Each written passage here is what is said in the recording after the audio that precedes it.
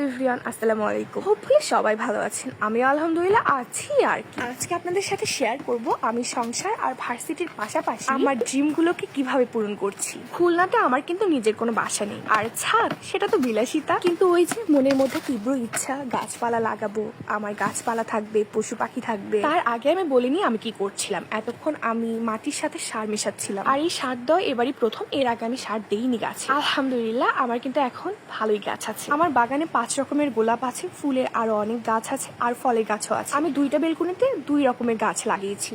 একটা বেলকুনিতে আছে ফুলের, আর একটাতে এই যে যা যা দেখছেন মরিচ, ক্যাপসিকাম ইটিসি। এই বারান্দাতে যে গাছগুলো দেখছেন এগুলো বেশিরভাগই বিচি থেকে হয়েছে। আমি একটা কিছু খেয়ে বিচি লাগিয়ে দিয়েছিলাম, সেই বিচি থেকে গাছগুলো হয়েছে। কথা বলতে বলতে আমার সার দেওয়া কমপ্লিট। আজকে মূলত দেখাবো প্রতিদিন আমি কিভাবে গাছগুলোর যত্ন করি। আর গাছগুলোতে পানি দিলে মাটি বেরিয়ে আসে, একদম অপরিষ্কার হয়ে যায়। এগুলো আমার পরিষ্কার রাখতে হয়, কারণ আমার বিড়াল সবসময় এই দিক দিয়ে শুয়ে থাকে। যেহেতু ফুল গাছে প্রতিদিনই পানি দিতে হয়, আর আমার ভার্সিটিতে সকাল 7টার উদ্দেশ্যে রওনা দিতে হয়, এবং আস্তে আস্তে 4:30 পৌনে 5টা বেজে যায়। তারপরে এসে রান্না বান্না করা, ঘর মোছা, আরও যা যা কাজ থাকে আর কি। সবকিছু করে আমি রাতের সময়টা রেখেছি আমার গাছে পানি দেওয়ার জন্য।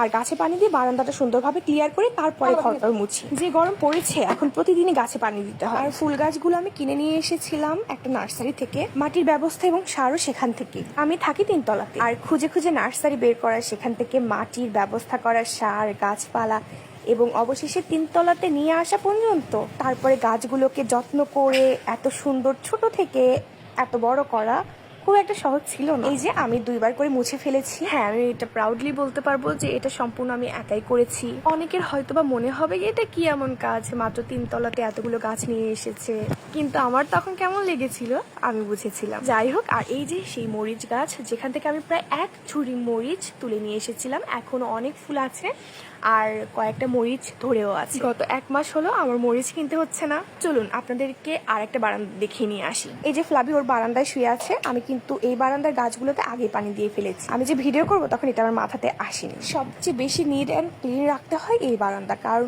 ও এই বারান্দাতে বেশি শুয়ে থাকে। এই মেহেদি গাছটার বয়স 1 মাস এখনো হয়নি, একদম ছোট ছিল।